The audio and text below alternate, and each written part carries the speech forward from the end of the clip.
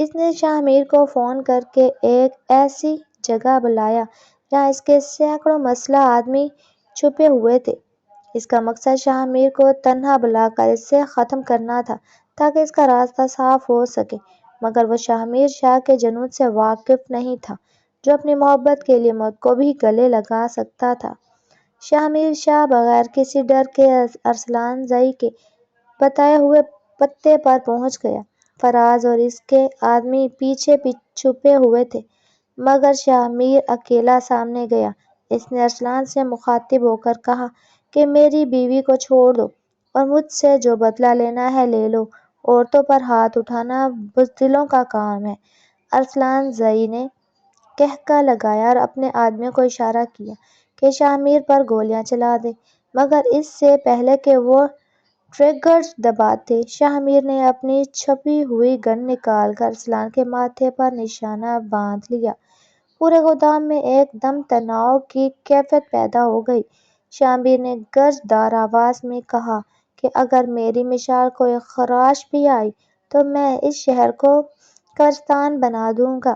کہانی کا یہ موڑ اب زندگی اور موت کی اس جنگ پر آ کھڑا ہوا جہاں شاہ میر کی محبت کا اصل امتحان شروع ہونا تھا۔ گودام کے اندر پھیلا ہوا تناؤ اتنا شدید تھا کہ ہوا کی سرسراہٹ بھی کسی دھماکے جیسی محسوس ہو رہی تھی۔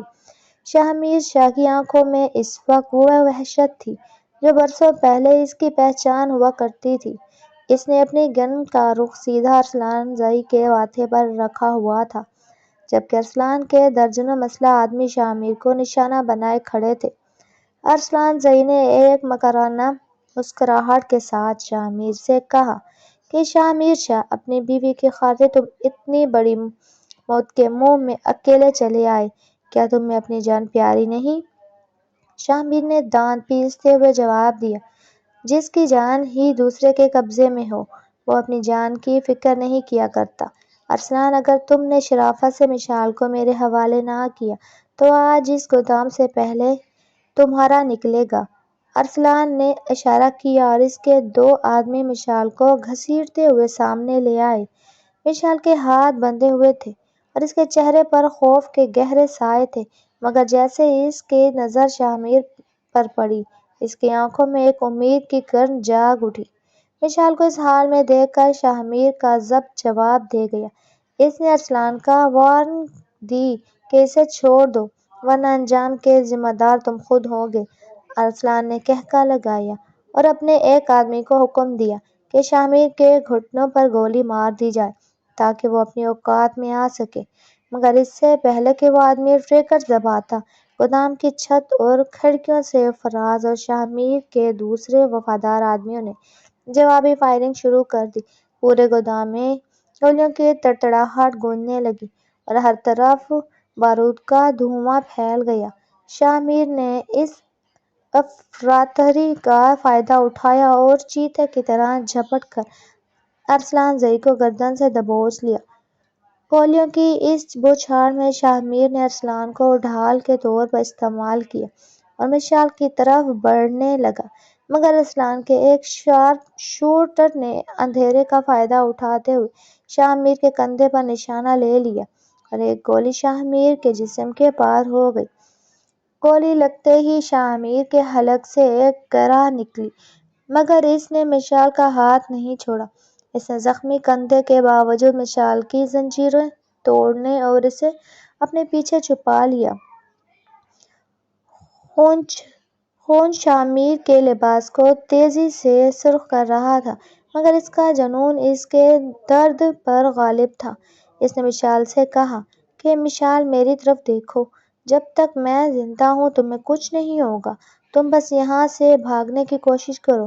مشال نے روتے ہوئے شاہ میر کا بازو تھام لیا اور کہا کہ میں آپ کو اس حالت میں چھوڑ کر نہیں جاؤں گی، اگر مرنا ہے تو ہم ساتھ مریں گے۔ شاہ میر نے اس کی محبت دیکھ کر ایک عجیب سی طاقت محسوس کی اور زخمی ہونے کے باوجود دوبارہ میدان جنگ میں کود پڑا۔ اس نے اپنی گن سے ارسلان زئی کے اہم کارنداروں کو ڈھیر کر دیا، جبکہ فراز نے باہر سے پولیس کی آمد کا شور مچا دیا تھا تاکہ دشمن پسپا ہو سکے۔ ارسلان زئی نے جب دیکھا کہ بازی پلٹ رہی ہے تو اس نے آخری کوشش کے طور پر مشال پر گولی چلانا چاہی، مگر شاہ میر نے کمال بہادری سے مشال کے سامنے آ کر وہ گولی اپنے سینے پر کھا لی۔ شاہ میر زمین پر گر پڑا اور مشال کی چیخوں سے پورا گودام لرز اٹھا۔ اسی وقت فراز اور پولیس کی بھاری ریفری اندر داخل ہوئی اور ارسلان زئی کو زندہ گرفتار کر لیا گیا۔ مشال نے شاہ میر کا سر اپنی گود میں رکھا اور اس کے زخموں سے بہتے ہوئے خون کو اپنے دوپٹے سے روکنے کی کوشش کرنے لگی۔ وہ دیوانہ وار شاہ میر کو پکار رہی تھی کہ شاہ میر شاہ، آنکھیں کھولیں، آپ مجھے ایسے چھوڑ کر نہیں جا سکتے۔ شاہ میر نے نیم وا آنکھوں سے مشال کو دیکھا اور اس کے لبوں پر ایک فاتحانہ مسکراہٹ آئی۔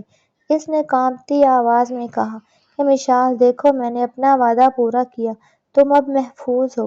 شاہ میر کو فوری طور پر شہر کے سب سے بڑے اسپتال منتقل کیا گیا، جہاں ڈاکٹروں نے اس کی حالت تشویشناک قرار دے دی گئی۔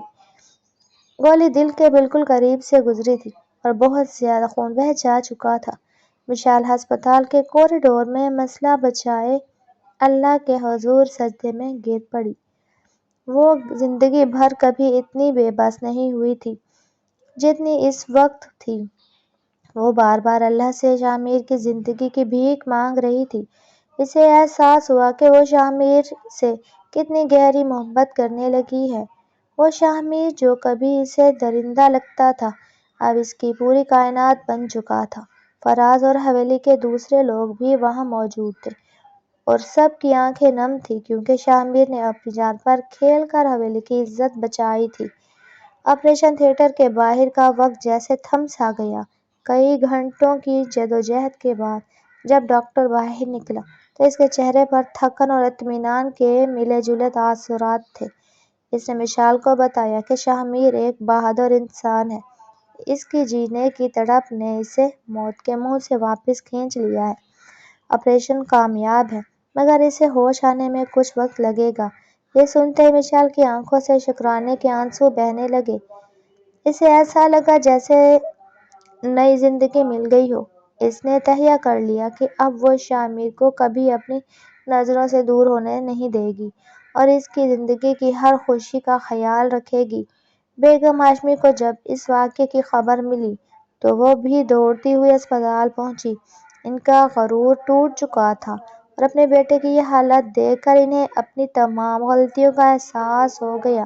کچھ دنوں بعد جب شاہ میر نے پہلی بار آنکھیں کھولیں تو اس نے اپنے سامنے مشال کو بیٹھے دیکھا، جو اس کا ہاتھ تھامے تسبیح پڑھ رہی تھی۔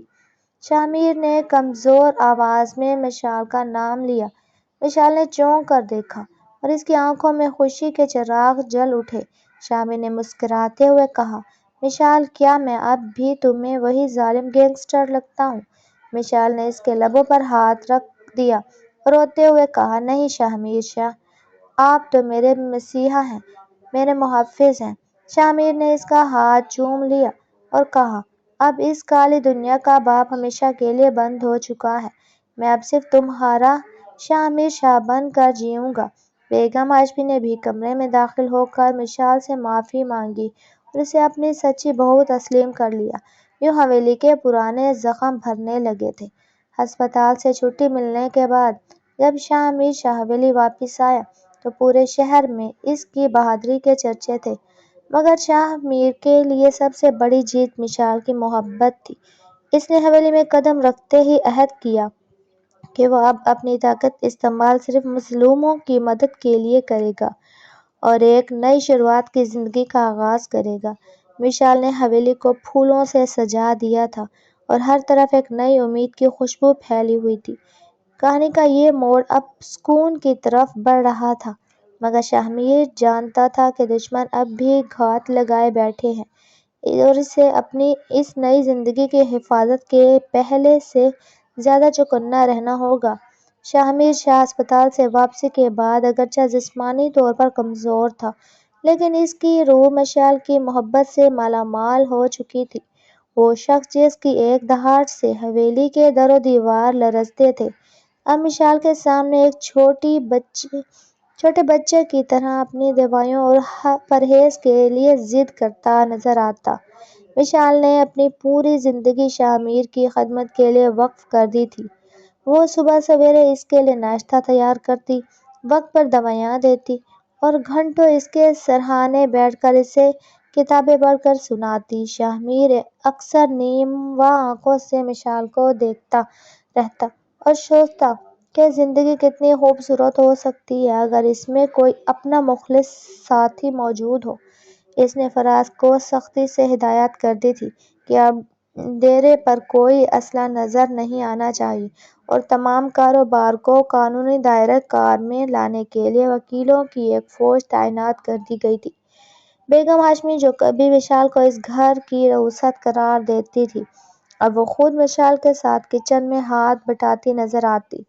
شاہ میر کی موت کے منہ سے واپسی نے ان کے دل سے انا اور تکبر کا ہر کانٹا نکال پھینکا تھا۔ وہ سمجھ چکی تھی کہ ان کے بیٹے کی اصل خوشی اسی لڑکی کے دم قدم سے ہے۔ ایک شام جب شاہ میر وہیل چیئر پر بیٹھ کر باغ میں مشال کے ساتھ وقت گزار رہا تھا، اس نے مشال کا ہاتھ پکڑ کر بڑے سنجیدہ لہجے میں کہا کہ مشال، میں نے اپنی زندگی کے 23 سال صرف اندھیروں میں گزارے ہیں، تم نے مجھے روشنی کی اہمیت سکھائی ہے۔ مشال نے مسکراتے ہوئے جواب دیا کہ شاہ میر شاہ، روشنی تو ہمیشہ آپ کے اندر ہی تھی، بس آپ نے نفرت کے پردے گرا رکھے تھے۔ شاہ میر نے اس دن فیصلہ کیا کہ وہ شہر میں ایک ایسا اسپتال اور اسکول قائم کرے گا جہاں غریبوں کا مفت علاج اور تعلیم ہو تاکہ وہ اپنے ماضی کے گناہوں کا کفارہ ادا کر سکے۔ ادھر جیل کی سلاخوں کے پیچھے ارسلان زئی اب بھی اپنی شکست کو ہضم نہیں کر رہا تھا۔ اسے شاہ میر کی یہ شرافت ایک ڈھونک لگ رہی تھی اور وہ کسی بھی قیمت پر شاہ میر سے اپنا بدلہ لینا چاہتا تھا۔ اس نے جیل کے اندر سے ہی اپنے کچھ بچے کھچے کارندوں کو متحرک کیا اور انہیں حکم دیا کہ شاہ میر کی ساکھ کو نقصان پہنچانے کے لیے اس کے نئے پروجیکٹس پر حملے کیے جائیں۔ شاہ میر کو جب فراز نے اطلاع دی کہ ان کے زیر تعمیر اسپتال کی سائٹ پر کچھ لوگوں نے توڑ پھوڑ کی ہے اور مزدوروں کو دھمکایا تو شاہ میر کے ماتھے پر غصے کی لکیریں ابھریں، مگر اس نے اس بار بندوق اٹھانے کے بجائے قانون کا سہارا لینے کا فیصلہ کیا۔ اس نے پولیس کے اعلیٰ حکام سے رابطہ کیا اور تمام ثبوت ان کے سامنے رکھ دیے۔ یہ شاہ میر شاہ کا ایک نیا روپ تھا جس نے اپنے دشمن کو عقل اور حکمت عملی سے شکست دینے کی ٹھان لی تھی۔ مشال کو جب پتہ چلا کہ شاہ میر دوبارہ کسی خطرے کی زد میں آ سکتا ہے تو وہ پریشان ہو گئی، مگر شاہ میر نے اسے تسلی دی کہ وہ اکیلا نہیں ہے، اس کے ساتھ کانور اور مشال کی دعائیں ہیں۔ ان دونوں کے درمیان قربت اب اس حد تک بڑھ گئی کہ وہ ایک دوسرے کے کہے بغیر ہی دل کی بات سمجھ جاتے تھے۔ شاہ میر نے مشال کے لیے حویلی کے ایک کمرے کو لائبریری میں تبدیل کروا دیا جہاں وہ دونوں اکثر شام کی چائے ساتھ پیتے اور مستقبل کے منصوبے بناتے۔ شاہ میر اب ایک ایسے انسان میں ڈھل چکا تھا جو اپنی طاقت کا استعمال لوگوں کو ڈرانے کے لیے نہیں بلکہ ان کے جیتنے کے لیے کرتا تھا۔ شہر کے لوگ جب کبھی اس کا نام سن کر راستہ بدل لیتے تھے، اب اس کے گھر کے باہر اپنی فریادیں لے کر آنے لگے تھے، کیونکہ انہیں پتہ تھا کہ شاہ میر شاہ اب ایک بدلا ہوا انسان ہے۔ ارسلان زئی کی آخری کوششیں بھی تب ناکام ہو گئیں جب اس کے اپنے ہی خاص آدمی نے شاہ میر کی شرافت سے متاثر ہو کر عدالت میں ارسلان کے خلاف گواہی دے دی، جس کے نتیجے میں ارسلان کو عمر قید کی سزا سنا دی گئی۔ یہ شاہ میر شاہ کی سب سے بڑی اخلاقی فتح تھی۔ اس نے ثابت کر دیا کہ برائی کو صرف برائی سے نہیں بلکہ اچھائی سے بھی ختم کیا جا سکتا ہے۔ اس دن حویلی میں ایک چھوٹا سا جشن منایا گیا جس میں صرف قریبی لوگ شامل تھے۔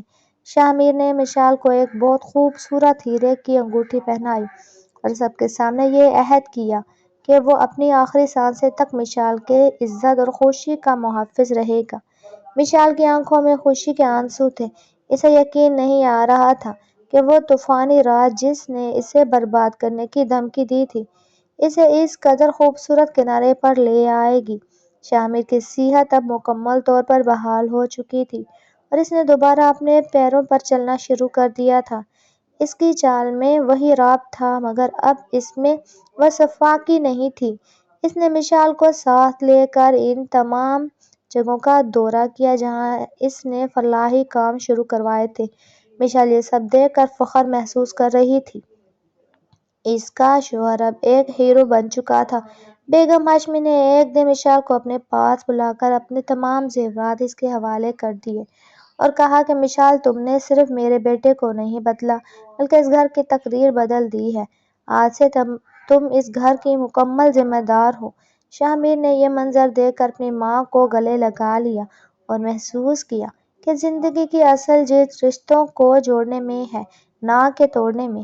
کہانی اب ایک ایسے موڑ پر تھی جہاں ہر طرف خوشیاں ہی خوشیاں نظر آ رہی تھیں، مگر زندگی ہمیشہ یکساں نہیں رہتی۔ شاہ میر کے ماضی سے جڑا ایک اور پرانا راز ابھی باقی تھا، جو اچانک ایک خط کی صورت میں حویلی پہنچا۔ اس خط نے شاہ میر کے چہرے سے رنگ اڑا دیے۔ مشال نے جب شاہ میر کو پریشان دیکھا تو اس نے وجہ پوچھی، مگر شاہ میر نے وہ خط چھپا لیا اور کہا کہ کچھ نہیں ہے، بس پرانے کاروباری کاغذات ہیں۔ لیکن مشال جانتی تھی کہ شاہ میر کے لہجے میں آنے والی یہ تھر تھراہٹ کسی عام بات کی وجہ نہیں ہے۔ شاہ میر اس رات سو نہیں سکا۔ وہ بالکونی میں کھڑا آسمان کو تکتا رہا اور اس کے ذہن میں وہ پرانا واقعہ تازہ ہو گیا جسے وہ ہمیشہ کے لیے بھولنا چاہتا تھا۔ اگلی صبح شاہ میر نے کسی کو بتائے بغیر حویلی سے رخت سفر باندھا۔ اس نے مشال کو صرف اتنا کہا کہ اسے ایک ضروری کام سے دوسرے شہر جانا ہے اور وہ جلدی واپس آ جائے گا۔ مشال کا دل کسی انجانے خوف سے ڈوبنے لگا۔ اس نے شاہ میر کا ہاتھ روکنا چاہا، مگر شاہ میر نے اس کی پیشانی چومی اور خاموشی سے نکل گیا۔ مشال حویلی کے صدر دروازے پر کھڑی اسے جاتے ہوئے دیکھتی رہی۔ اسے ایسا محسوس ہو رہا تھا کہ جیسے کوئی بہت بڑا طوفان دوبارہ ان کی زندگی میں رخ کرنے والا ہے۔ کیا شاید شاہ میر کا ماضی اسے دوبارہ اس کالی دنیا میں لے جائے گا، یا مشال کی محبت ایک بار پھر اسے بچا لے گی؟ یہ وہ سوالات تھے جو حویلی کی فضاؤں میں اب دوبارہ گونجنے لگے تھے۔ شاہ میر شاہ کے اچانک چلے جانے سے حویلی کی رونقیں ایک بار پھر کسی گہرے سائے میں چھپ گئی تھیں۔ مشال کا دل کسی پل بھی مائل نہیں ہو رہا تھا۔ اسے بار بار شاہ میر شاہ کا وہ پریشان چہرہ اور وہ پراسرار خط یاد آ رہا تھا جس نے اس کے مضبوط شوہر کے ہاتھ تک کپا دیے تھے۔ وہ خط شاہ میر کے کسی پرانے دشمن کا نہیں، بلکہ وہ اس کے ماضی کے ایک ایسے گناہ کی یاد دہانی تھی جسے وہ شرافت کی چادر اوڑھ کر بھول چکا تھا۔ شاہ میر ایک ایسی منزل کی طرف رواں تھا جہاں اس کا سامنا اپنے آپ سے ہونا تھا۔ وہ ایک دور دراز گاؤں میں پہنچا جہاں ایک ضعیف عورت دم توڑ رہی تھی۔ یہ وہی عورت تھی جس کے جوان بیٹے کو برسوں پہلے شاہ میر نے ایک معمولی دشمنی پر گاڑ دیا تھا۔ شاہ میر کو اب احساس ہو رہا تھا کہ جو خون اس کے ہاتھوں پر لگا تھا اسے فلاحی کاموں کا پانی کبھی نہیں دھو سکتا جب تک وہ اس ماں سے معافی نہ مانگ لے۔ دوسری طرف حویلی میں مشال کی بے چینی اس وقت انتہا کو پہنچ گئی تھی جب اسے پتہ چلا کہ شاہ میر جس شہر کا کہہ کر گیا تھا وہ وہاں موجود ہی نہیں ہے۔ فراز نے جب اپنی تمام تر کوششوں کے بعد شاہ میر کا سراغ لگایا، اس نے مشال کو بتایا کہ شاہ میر بھائی کالا کوٹ نامی ایک دور افتادہ علاقے میں ہے جہاں ان کا کوئی کاروبار یا رشتہ دار نہیں ہے۔ مشال نے ایک لمحہ ضائع کیے بغیر فیصلہ کیا کہ وہ خود وہاں جائے گی۔ بیگم ہاشمی نے اسے روکنے کی کوشش کی، مگر مشال کی آنکھوں میں اپنے شوہر کو بچانے کا وہ جنون تھا جسے کوئی دیوار نہیں روک سکتی تھی۔ وہ فراز کے ساتھ اس نامعلوم منزل کی طرف نکل پڑی۔ راستے بھر وہ صرف اللہ سے یہ دعا مانگتی رہی کہ شاہ میر کو کوئی نقصان نہ پہنچائے اور وہ ماضی کے کسی ایسے گڑھے میں نہ گر جائے جہاں سے واپسی ممکن نہ ہو۔ شاہ میر اس وقت اس بوڑھی ماں کے قدموں میں بیٹھا زاروں قطار رو رہا تھا۔ اس نے اپنی تمام تر دولت اور اثر و رسوخ اس ماں کے قدموں میں ڈھیر کر دیا تھا، مگر وہ عورت صرف اپنے بیٹے کا خون مانگ رہی تھی۔ شاہ نے اپنی گن اس کے ہاتھ میں تھما دی اور کہا کہ ماں جی، اگر میرے مرنے سے آپ کا کلیجہ ٹھنڈا ہوتا ہے تو مجھے ابھی مار دیں، میں اب اس بوجھ کے ساتھ مزید نہیں جی سکتا۔ اسی لمحے مشال وہاں پہنچ گئی اور اس نے شاہ کو اس حال میں دیکھا تو اس کی روح فنا ہو گئی۔ وہ دوڑتی ہوئی آئی اور شاہ کے سامنے ڈھال بن کر کھڑی ہو گئی۔ اس نے اس بوڑھی عورت کے سامنے ہاتھ جوڑے اور کہا کہ ماں جی، یہ وہ انسان نہیں ہے جس نے آپ کے بیٹے کو مارا تھا، وہ شاہ مر چکا ہے، یہ تو وہ ہے جس نے سینکڑوں یتیموں کو سہارا دیا ہے۔ مشال کے ان الفاظ نے اس جھونپڑی کی فضا کو جذباتی بنا دیا۔ شاہ کی سسکیاں ایک بار پھر گونجنے لگیں۔ اس بوڑھی عورت نے جب مشال کی آنکھوں میں سچی تڑپ اور شاہ کے چہرے پر پچھتاوے کی آگ دیکھی تو اس کا دل موم ہو گیا۔ اس نے شاہ کے سر پر ہاتھ رکھا اور کہا، جاؤ شاہ شاہ، میں نے تمہیں اللہ کے واسطے معاف کیا کیونکہ تمہاری بیوی کی محبت نے تمہارے گناہوں کا کفارہ ادا کر دیا۔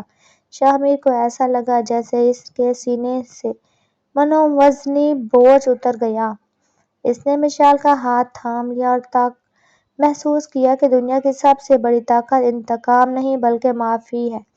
وہ دونوں اس جھونپڑی سے باہر نکلے تو آسمان پر سورج طلوع ہو رہا تھا، جیسے ان کی زندگی کی ایک نئی اور پاکیزہ صبح کا آغاز ہو رہا ہو۔ مگر اس سکون کے پیچھے ایک اور طوفان ابھی باقی تھا۔ ارسلان زئی کے کچھ وفادار ساتھیوں نے اس تمام صورتحال کا فائدہ اٹھاتے ہوئے شاہ کو گھیرنے کا منصوبہ بنایا تھا۔ جیسے ہی شاہ اور مشال اپنی گاڑی کی طرف بڑھے، جھاڑیوں کے پیچھے چھپے ہوئے مسلح آدمیوں نے فائرنگ شروع کر دی۔ فراز نے جوابی فائرنگ کی مگر دشمن کی تعداد بہت زیادہ تھی۔ شاہ نے ایک بار پھر اپنی جان خطرے میں ڈال کر مشال کو گاڑی کے پیچھے چھپایا اور خود مقابلہ کرنے لگا۔ مگر اس بار وہ اکیلا نہیں تھا، اس کے ساتھ اس کا وہ جنون تھا جو اب اپنی محبت کو بچانے کے لیے موت سے بھی لڑ سکتا تھا۔ فائرنگ کے اس تبادلے میں شاہ کا ایک پرانا زخم دوبارہ کھل گیا، مگر اس نے ہمت نہیں ہاری اور دشمنوں کو پسپا ہونے پر مجبور کر دیا۔ پولیس کی بروقت آمد نے صورتحال کو سنبھال لیا اور بچے کھچے کنڈے بھاگنے پر مجبور ہو گئے۔ شاہ شدید زخمی حالت میں مشال کے کندھے پر سر رکھ کر بیٹھ گیا۔ اس کی آنکھوں میں دھندلا رہی تھی، مگر اس کے چہرے پر ایک عجیب سا سکون تھا۔ مشال نے فراز کی مدد سے شاہ کو ہسپتال پہنچایا۔ راستے بھر وہ شاہ کا ہاتھ چومتی رہی اور اسے ہمت دلاتی رہی کہ اب سب کچھ ٹھیک ہو جائے گا۔ شاہ نے کمزور آواز میں کہا کہ مشال، آج میں نے اپنے ماضی کو دفن کر دیا، اب اگر میں مر بھی جاؤں تو مجھے کوئی ملال نہیں ہوگا۔ مشال نے اسے ڈانٹا اور کہا کہ آپ کو جینا ہوگا، میری خاطر اور ان تمام لوگوں کی خاطر جنہیں آپ کی ضرورت ہے۔ ہسپتال پہنچتے ہی ڈاکٹر نے شاہ کو ایمرجنسی میں لیا۔ بیگم ہاشمی بھی وہاں پہنچ گئی اور مشال کو گلے لگا کر رونے لگی۔ انہیں احساس ہوا کہ مشال صرف ان کی بہو نہیں بلکہ ان کے بیٹے کی زندگی کی محافظ ہے۔ آپریشن کامیاب ہوا۔ ڈاکٹر نے بتایا کہ شاہ اب خطرے سے باہر ہے۔ یہ سن کر حویلی کے وفاداروں نے خوشی کے نعرے بلند کیے اور شکرانے کے نوافل ادا کیے۔ شاہ کو جب ہوش آیا تو اس نے دیکھا کہ مشال اس کے بیڈ کے پاس ہی فرش پر سوئی ہوئی ہے۔ اسے دیکھ کر شاہ کی آنکھوں میں آنسو آ گئے۔ اس نے محسوس کیا کہ اس لڑکی نے اس کی خاطر کتنی تکلیفیں اٹھائی ہیں۔ اس نے اپنی بادشاہت اور رعب کو پیچھے چھوڑ کر صرف ایک وفادار شوہر بننے کا عہد کیا۔ شاہ نے مشال کے بال سہلائے تو وہ ہڑبڑا کر اٹھ گئی اور شاہ کو ہوش میں دیکھ کر اس کے گلے لگ گئی۔ ان دونوں کے درمیان اب کوئی راز، کوئی خوف اور کوئی دشمن باقی نہیں تھا۔ محبت نے تمام رکاوٹوں کو جلا کر راکھ کر دیا تھا۔ بیگم ہاشمی نے کمرے میں داخل ہو کر ان دونوں کو ایک ساتھ دیکھا تو ان کی آنکھوں میں بھی سکون کی جھلک تھی۔ انہوں نے مشال کے سر پر پیار دیا اور کہا کہ تم نے میرے بیٹے کو سچ میں بدل دیا۔ شاہ کی مکمل صحت یابی کے بعد جب وہ حویلی واپس آئے تو وہاں کا منظر ہی بدلا ہوا تھا۔ حویلی کے دروازے اب صرف طاقتوروں کے لیے نہیں بلکہ ہر ضرورت مند کے لیے کھلے تھے۔ شاہ میر نے اپنی تمام جائیداد کا ایک بڑا حصہ فلاحی حسی ٹرسٹ کے نام کر دیا اور مشال کے ساتھ مل کر ایک نئی زندگی کا عہد کیا جہاں صرف امن اور محبت ہو۔ شاہ میر شاہ کی زندگی کا وہ طوفانی باب ہمیشہ کے لیے بند ہو چکا تھا جس نے برسوں اس کی نیندیں اور سکون چھین رکھے تھے۔ ماضی کے گناہوں کا کفارہ ادا کرنے کے بعد اس کے چہرے پر جو اطمینان آیا تھا وہ کسی بڑی سلطنت کی فتح سے بھی بڑھ کر تھا۔ حویلیاں محض ایک عمارت نہیں رہی بلکہ وہ محبت، امن اور سخاوت کا ایک ایسا مرکز بن چکی تھی جہاں سے کوئی بھی ضرورت مند کبھی خالی ہاتھ نہیں لوٹا تھا۔ مشال اس گھر کی وہ رونق بن چکی تھی جس کے ایک اشارے پر حویلی کے در و دیوار مسکراتے ہوئے محسوس تھے۔ شاہ میر اکثر شام کے وقت حویلی کے کشادہ باغ میں مشال کے ساتھ بیٹھا اس کے ہاتھ کی بنی ہوئی چائے پیتے ہوئے ان تمام گزرے ہوئے کٹھن لمحوں کو یاد کرتا جنہوں نے ان دونوں کو ایک دوسرے کے اتنا قریب کیا تھا۔ وہ محسوس کرتا تھا کہ اگر وہ طوفانی رات نہ آتی اور مشال پناہ مانگنے اس کے ڈیرے پر نہ پہنچتی تو شاید وہ آج بھی اس اندھیری دنیا کا بے تاج مگر تنہا بادشاہ ہوتا۔ وقت بڑی تیزی سے اپنی منزل کی طرف رواں تھا اور حویلی میں اب ایک نئی خوشی کے دستک دے رہی تھی۔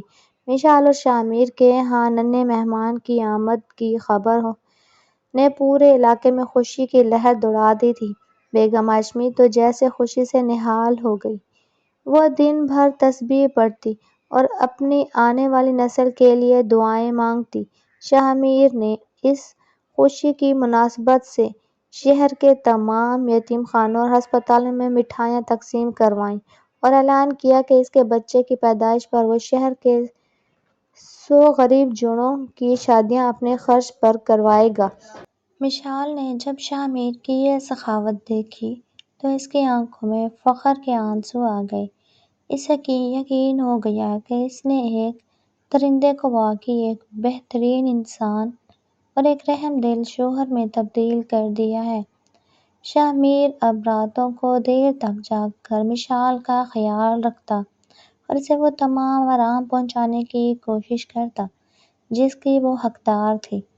8 ماہ بعد حویلی میں ایک بار پھر چراغاں کیا گیا مگر اس بار یہ چراغاں کسی طاقت کے اظہار کے لیے نہیں بلکہ ایک نئی زندگی کے استقبال کے لیے تھا۔ اللہ نے شاہ میر اور مشال کو ایک خوبصورت بیٹے سے نوازا جس کی صورت بالکل شاہ میر جیسی تھی مگر اس کی آنکھوں میں مشال جیسی معصومیت اور چمک تھی۔ شاہ میر نے جب اپنے بیٹے کو پہلی بار اپنے ہاتھوں میں لیا تو اس کی آنکھوں سے شکرانے کے آنسو بہہ نکلے۔ اس نے محسوس کیا کہ قدرت نے اسے اس کے تمام پچھتاووں کا بدلہ اس معصوم کی صورت میں دے دیا۔ اس نے بچے کا نام میر عالم رکھا جس کا مطلب تھا پوری دنیا کا سردار۔ مگر شاہ میر نے تہیہ کیا کہ وہ اپنے بیٹے کو بارود کی نہیں بلکہ قلم اور اخلاق کی تعلیم دے گا تاکہ وہ معاشرے کا ایک مفید اور معزز شہری بن سکے۔ بیگم ہاشمی نے پورے شہر کو حویلی میں مدعو کیا اور ایک ایسا شاندار ولیمہ دیا جو برسوں تک لوگوں کو یاد رہا۔ فرات جو شاہ میر کا سب سے وفادار ساتھی تھا اب شاہ میر کے کاروبار قانونی مینیجر بن چکا تھا۔ وہ بھی شاہ میر کی اس خوشی میں برابر کا شریک تھا۔ شاہ میر نے فراز کی وفاداری کا صلہ دیتے ہوئے اسے ایک الگ گھر اور کاروبار میں حصہ دار بنا دیا تاکہ وہ بھی اپنی زندگی سکون سے گزار سکے۔ ارسلان سے اور اس کے گروہ کا اب کہیں نام و نشان باقی نہیں تھا۔ برائی مٹ چکی تھی اور اچھائی کا سورج پوری آب و تاب سے چمک رہا تھا۔ مشال نے شاہ میر سے ایک دن پوچھا کہ کیا آپ کو کبھی اپنے ماضی کی وہ طاقت یاد آتی ہے؟ شاہ میر نے میر عالم کو اپنی گود میں کھلاتے ہوئے مسکرا کر جواب دیا کہ مشال، اصل طاقت کسی کو خوف زدہ کرنے میں نہیں بلکہ کسی کے دل میں جگہ بنانے میں ہے، اور جو سکون مجھے تمہاری اور اس بچے کی قربت میں ملتا ہے وہ مجھے پوری دنیا کی بادشاہت میں بھی نہیں ملا تھا۔ کہانی اب اپنے خوبصورت انجام کو پہنچ چکی ہے۔ حویلی کے در و دیوار سے اب صرف کہکے اور سکون کی صدائیں آتی تھی۔ شمیر شاہ اب ایک ایسا نام بن چکا تھا جسے لوگ عزت اور احترام سے لیتے تھے۔ اس کے قائم کردہ اسپتال اور تعلیمی ادارے ہزاروں زندگیاں بدل رہے تھے۔ مشال نے اپنی محبت کی طاقت سے ایک ایسی داستان رقم کی تھی جس نے ثابت کر دیا کہ عورت اگر چاہے تو وہ اپنی ممتا اور محبت سے سنگ دل ترین انسان کا رخ بھی موڑ سکتی ہے۔ بیگم ہاشمی نے اپنی آخری عمر میں مشال کو اپنا سب کچھ مان لیا تھا اور وہ اکثر کہتی تھی کہ مشال اس گھر کی وہ برکت ہے جس نے ہمیں جینے کا صحیح ڈھنگ سکھایا۔ شاہ اور مشال کی یہ محبت اب ایک مثال بن چکی تھی، ایک ایسی مثال جو آنے والی نسلوں کو بتا رہی تھی کہ توبہ کے دروازے ہمیشہ کھلے رہتے ہیں اور سچی محبت کبھی ناکام نہیں ہوتی۔ ایک پرسکون رات جب چاندنی حویلی کے صحن میں پھیلی ہوئی تھی، شاہ اور مشال بالکونی میں کھڑے اپنے سوتے ہوئے بیٹے کو دیکھ رہے تھے۔ شاہ نے مشال کا ہاتھ تھام کر آسمان کی طرف دیکھا اور کہا کہ مشال، آج مجھے ایسا لگ رہا ہے جیسے میری زندگی کا ہر خواب پورا ہو گیا ہے۔ میں اللہ کا جتنا شکر ادا کروں کم ہے۔ مشال نے اس کے کندھے پر سر رکھا اور دھیرے سے کہا کہ شاہ، یہ سب آپ کی اس نیت کا پھل ہے جو آپ نے بدلنے کے لیے کی تھی۔ میں تو بس ایک ذریعہ تھی۔